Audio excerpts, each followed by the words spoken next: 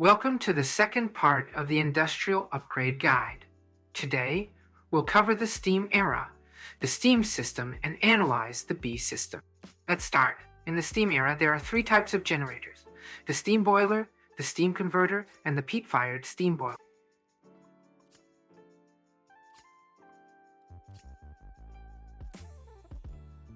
They differ in the amount of steam they generate per tick, and in their crafting recipes to show you how they work. I'll pour in some water, and for the peat one, add some peat. You can also transport steam through steam pipes. They only carry regular steam.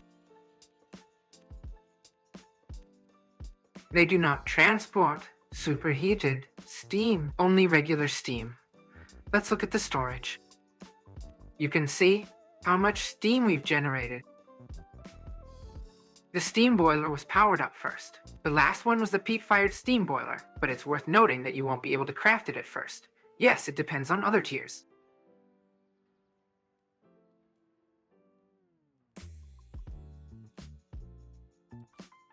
Especially involving steel. But that's another matter. Let's move on to the standard machines. The standard machines are multi-method machines. These are the macerator, compressor, extractor, cutting machine, and the steam version of the latex extractor.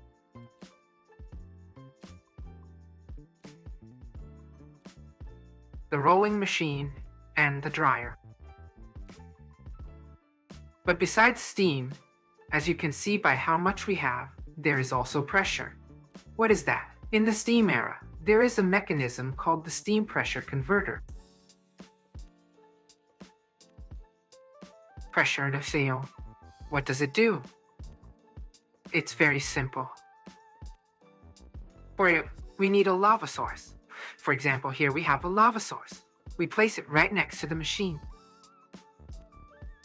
Let's go into it. We have a tank and values of 0, 1, 1, and 1. What does this mean? There are pressure levels from 1 to 3. Each machine consumes a certain pressure level. So we see here the pressure is 0 out of 1. This means we need a pressure of 1. We've set it to 1 here. But how do we power it? We need to use superheated steam.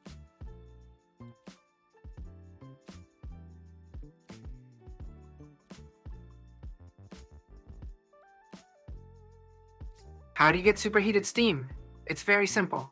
Like in the previous version, we have a heater. Here we have it. We need to get steam from it, and then use that steam to create the superheated steam itself.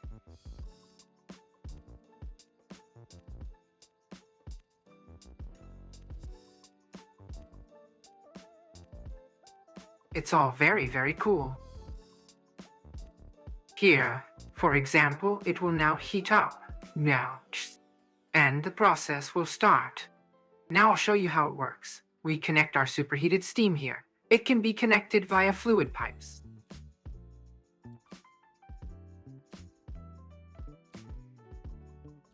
We set the number 1, 2, or 3. We need 1. So if we set it to 2, the pressure should now drop. It doesn't drop very often, but it dropped. There, it's gone. So it can't take the pressure. There, the pressure is back.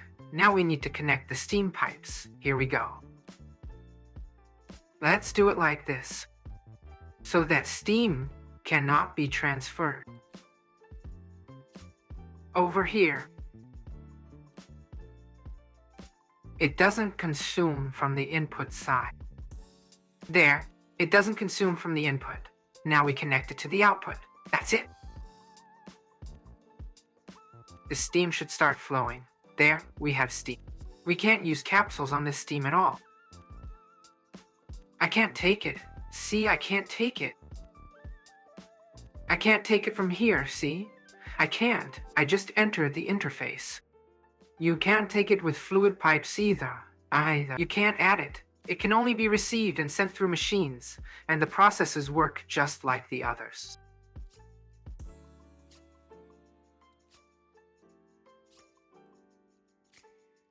It all works very easily. How to do it? How to transfer pressure? You can. You have to place the machines exactly like this. Then you place this one like this. We'll block the lava here. And we place another machine right here.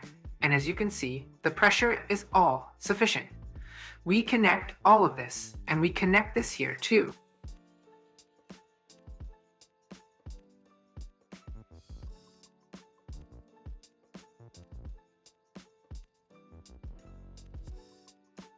So that everything works, everything is excellent, and our process will run. These are all analogs of the basic electric versions, but in the steam era. Now, let's move on to creating charged redstone. There are two new items, charged redstone and charged quartz. We can only obtain charged quartz in the basic electric era. In the steam era, we can only make redstone. How do you create it? It's very simple. We need to throw into the blast furnace an electrum ingot and 4 redstone. That's all. We get it. You can literally make the same thing.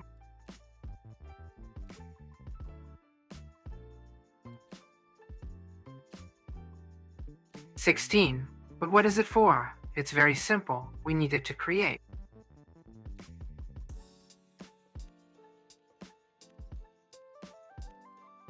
Lead batteries. Where do we need these lead batteries? It's very simple. We need to create a steam current converter. I have prepared it for us here. Now we need to place it. We need to connect steam to it, special steam. Let's use.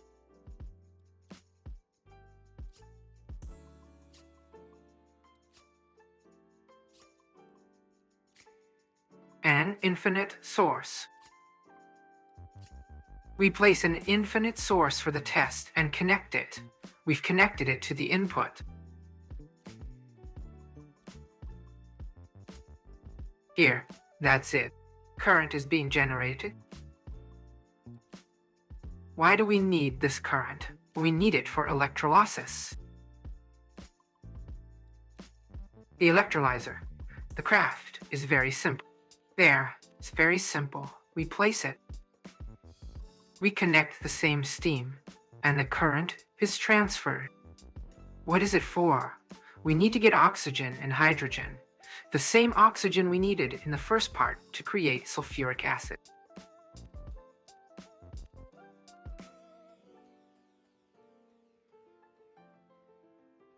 We place it here. The connection is being made. Everything is going perfectly. We take, for example, we need fluid pipes. Here, let's take the regular ones. We take the regular ones. The same oak ones. We set it up where it will go.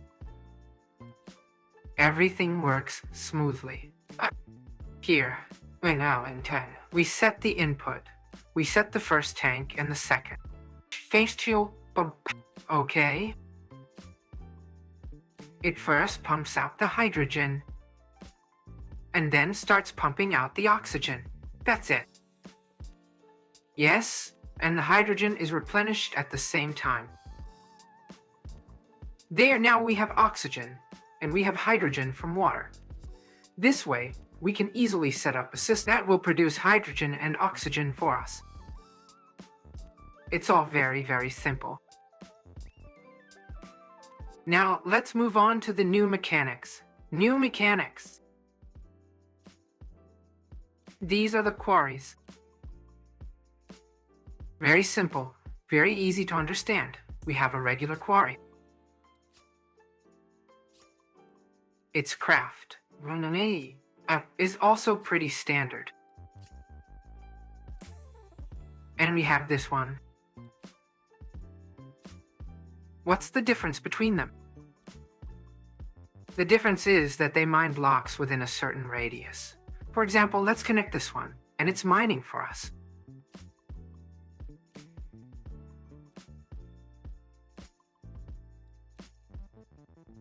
Everything is very fast and compact.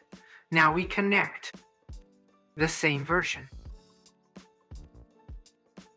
We send it in at the quarry pipes. There, it's mining. It mines a 5x5 area of blocks. And it's off. Look at how much it's already gone down to. Their speed's all the same.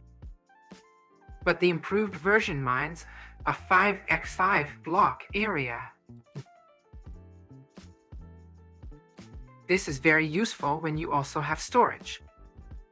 We will also look at the multi-block for creating steam. You can easily find ore with a scanner and mine it. It's all very simple. Now, let's look at creating special items. There are 3 more machines left that we haven't looked at in the primitive era. These are the electronics assembler, the welding machine, and the programming table. Let's start with the electronics assembler. How does it work? For example, we need to create a craft. We place all the items and a minigame appears. Our task is to hit the green zone. It moves back and forth, and we need to press the button in the green zone. This increases the chance. Yes, it might be all red, but it can still turn green next time. Will the items disappear or not? They won't disappear, the recipe will just go backward. Can it be sped up? Yes, you can. You gain skill for it. You get skill for this, and thus you will make these devices faster. That's all. Now let's look at the programming table. It has the same logic. It's also the same. We press it too. It's very simple. Very simple. That's it. And now, let's move to the welding station. We need a soldering iron. And we place the items. As they say, it's not working for us. We place the soldering iron, and now we need to use the left and right arrow keys to stay in the green zone.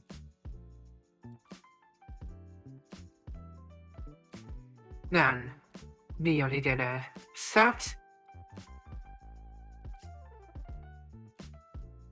This is the most important part. If we are in the normal zone, we just get a penalty. If we are in this zone, we will get a big penalty. It's better to stay in the green zone. It's not that hard to do all this. It's all very, very simple. Now let's move on to the multi-blocks. The first multi-block we have is the steam boiler. Yes, there is a single block version. And there is a multi-block version of it. This is the first machine that doesn't have an interface in the controller. How does it work? It's all very, very simple. We need a heater.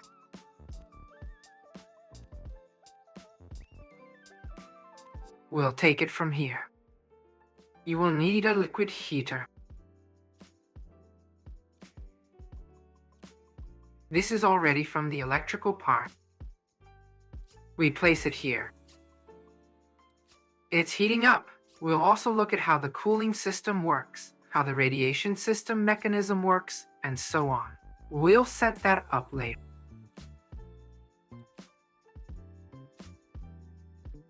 We need to configure the heat exchanger. Everything is written here. We need 10 coils, 1 ferrite ring. We just insert it here. Done. Now, we need to supply everything with water. It doesn't get supplied here.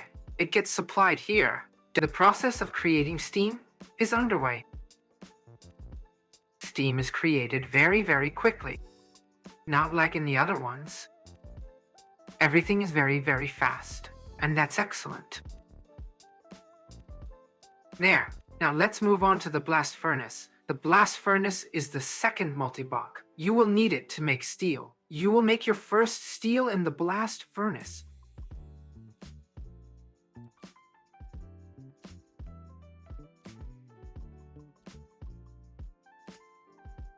How does it work? It's very simple. We need water. Here, I've made a diagram here on how to connect it properly. We take it, place the output pipe here. And we need to find the fluid pipe. Fluid, here, water. We'll place it like this. And the water should connect. Ah, yes, we have no steam. And we connect it. Everything is very, very simple and easy. We place it here. And here, that's it. The process is running. Water is flowing here. We also need to connect the heater. Here, we have the heater. We also need lava here. There, the process is running. Now we need to put an ingot in here, and the ingot will be transformed. And we have water, steam. This steam cannot be collected. We can speed it up. But then, the consumption will also increase. How can we make it faster? We need better pipes.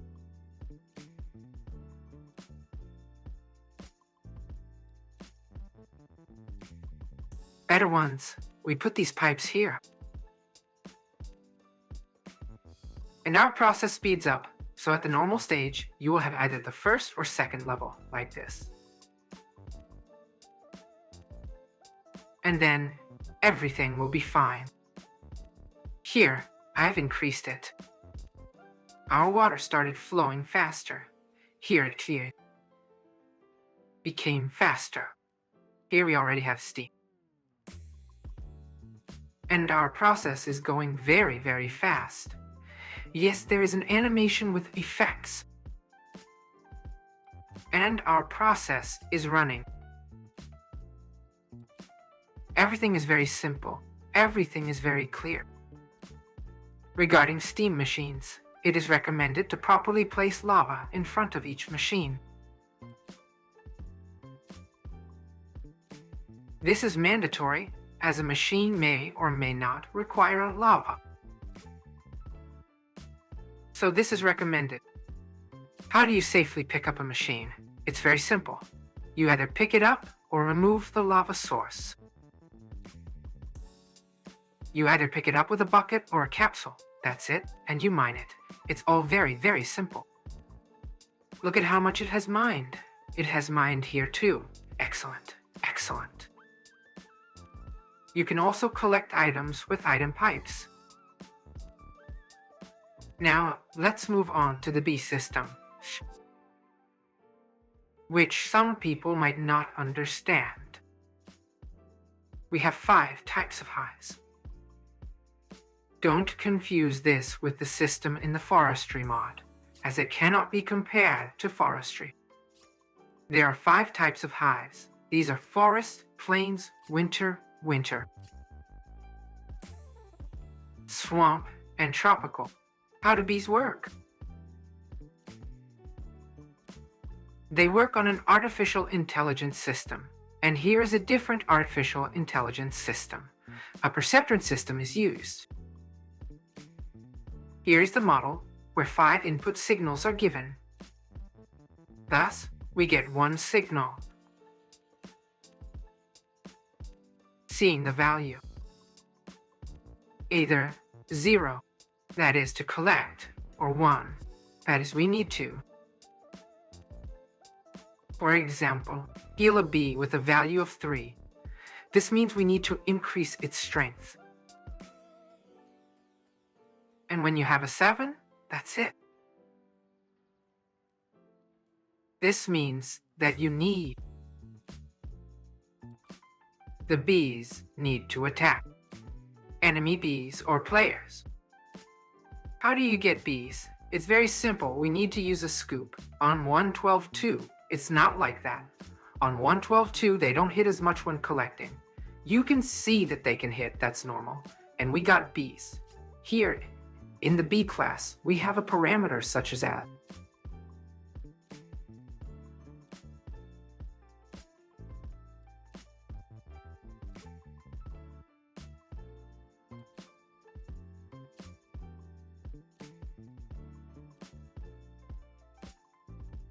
The number of bees.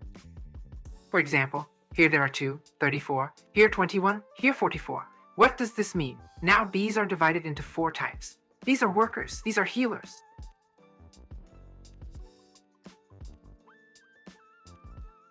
The third are builders, the fourth are attackers. What do gatherers do? They collect produce from the agricultural crops growing nearby. Thus, they bring honey and royal jelly. Royal jelly is obtained only from the main flowers.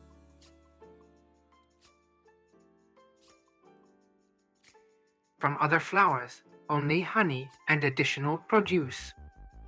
And from the main ones, both honey and royal jelly, but no additional produce. Then, the healer. What does the healer do? When harvesting, for example, there is rain. There are other symptoms, for example. Something happened that a bee can get sick. The bee needs to be cured. This can be a gatherer, a healer itself. It can also be a poisoner. It can also be an attacker. If all the bees get sick, they can die.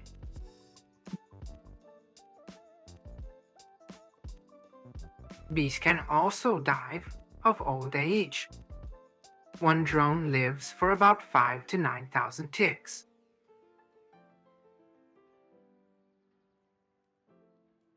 Thus, builders create bees. They specifically create bees, offspring from the queen, so that they are replaced by another generation. And it would collect, for example, the harvest or attack them. Plus, what does the attacker do? Each hive has 2 parameters. The owner of the given hive, which is the one who places it, and the bees they are hostile to.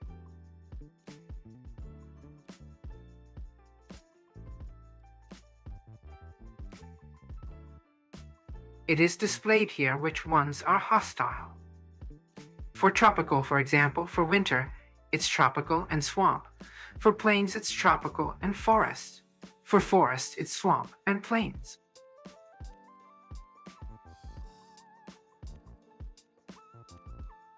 What will happen if they are together? They will attack each other. They will take each other's honey if one side defeats the other. But if you put non-hostile ones, then what will happen?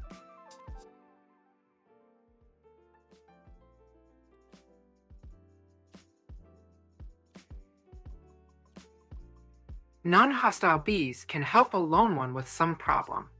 For example, one hive ran out of honey and the bees started to die.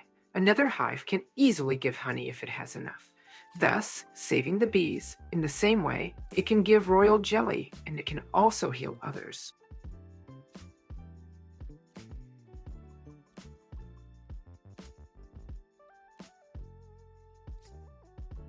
And it can even share a drone.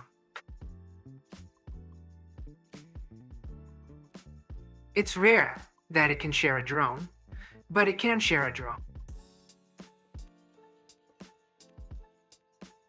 Thus, that drone will change its queen, so to speak.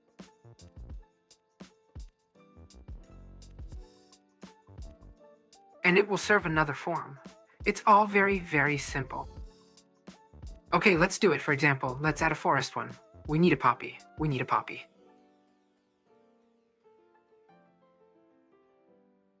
Let's make it day. Let's make a garden bed. We take a hoe. We do everything here.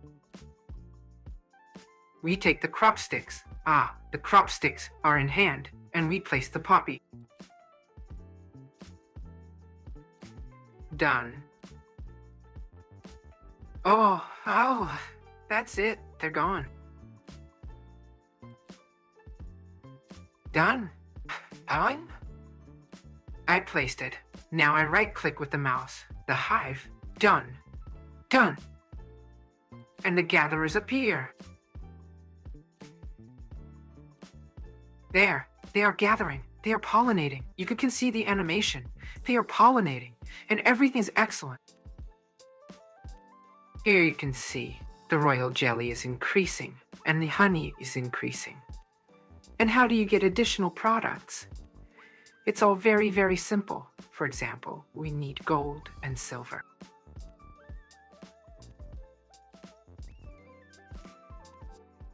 We place, for example, 3 gold here and 3 silver here. 3 silver. Always. We place the crop sticks. We place the crop sticks again, and they don't off. It's planted here, we plant here too. Done. They have started pollinating. Wow. And here, we have chances appearing of getting dust. There. 3-4% and 3%. The same way, it can go so far that it's just insane. You can increase it. Add cadmium, for example. Here, I'm adding cadmium. I also take sand, and I'll add 2 more. Sugar canes.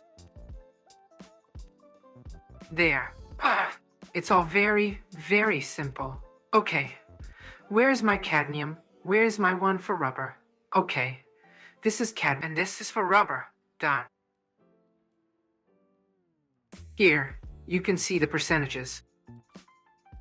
We move it back and forth, and now we can see what our chances are of getting the products.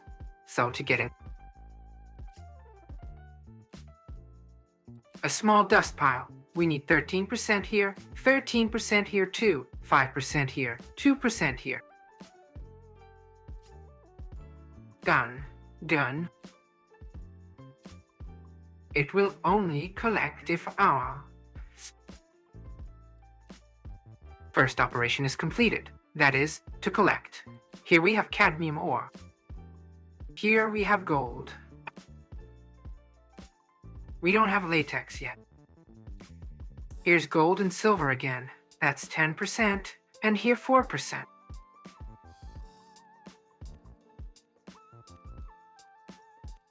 Okay, here it's 5%. Here it's 9%. 9. How does this even happen? That here it's 9, here 5, here 9, here 10. There is a system of 100% output queuing together as a drop is added every 3 gatherings or every 6 gatherings. 6 gatherings can happen if it's not their native biome. How to find out if it's their native biome or not? It's very simple. We have a bee analyzer. We go into it. We need to take a bee and place it here. Here we will get information, basic information. You can also read the information here. And we see the biomes, which are available to us. And we turn on F3, look for that biome or not. And that's it. There. And these gatherings, every 3, everything is done specially so that the player is not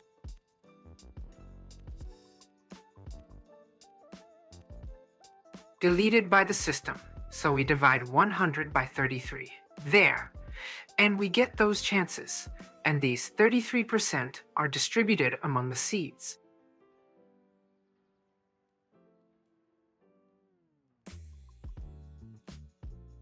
For example, right now we have 6% gold, 12% silver, 8% cadmium, and 5% latex.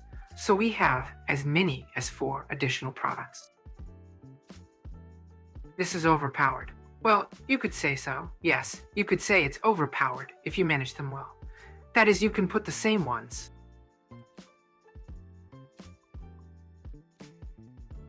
For example, some collect royal jelly, some collect products here.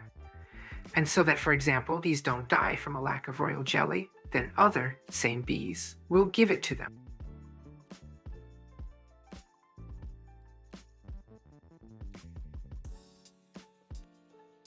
There, this way, it will be a very big plus.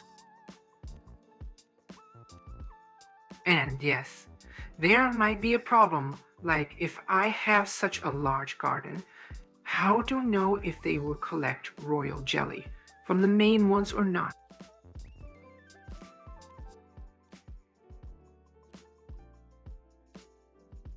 The main plants are made for a reason. They are collected first. There, so if there are other products, they don't care about all that. There, their main concern is the main product. If there's a main flower, that's it. They will collect it first, and then the additional one. There. You can also take a bee from the hive. There. With a scoop, the same way, and return it. Here we have 36. We add them here again. But yes, this additional drop is removed.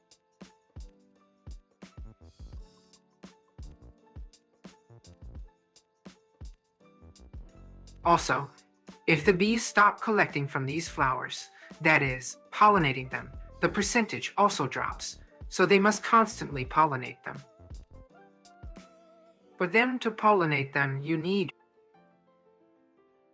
the same builders to produce offspring. It grows on royal jelly, so the system is very closed. But if you expand it greatly, it will be very excellent.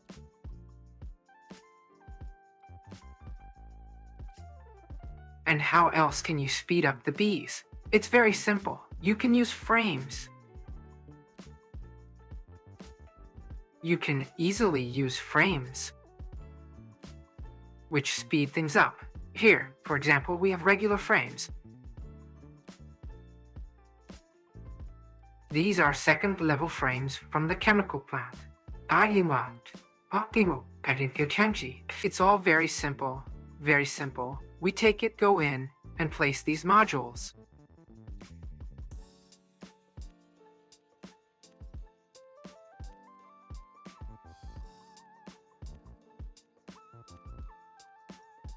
We place the module, and they will collect. And the chance in this frame also increases. By using the frame for production, you also speed it up. Not only royal jelly, but others too.